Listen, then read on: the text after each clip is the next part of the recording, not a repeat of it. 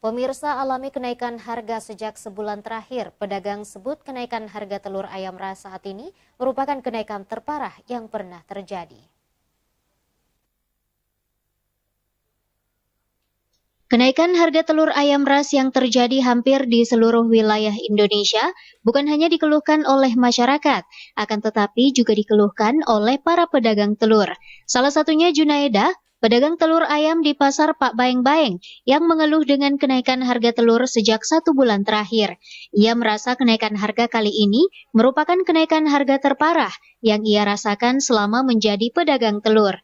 Dengan modal Rp55.000 perak, Junaida menjual telur ayamnya sebesar Rp56.000 peraknya, atau hanya mengambil untung sebesar Rp1.000. Ia mengaku tidak berani mengambil untung banyak dari harga telur yang ia jual. Pasalnya, akibat kenaikan harga tersebut, penjualannya menurun cukup signifikan. Ibu, berapa harga telur sekarang, Bu? Ini 56. Paling mahal itu berapa, Bu? Ini 60. 60.000. Iya. Sejak kapan itu, Bu, kenaikan? Sekitar 3 minggu pertama. Oh, ini kenaikan yang paling parah, Bu. Iya, paling parah sekali. Junaida menduga kenaikan harga telur disebabkan oleh adanya bantuan sosial beredar dan harga pakan yang mahal.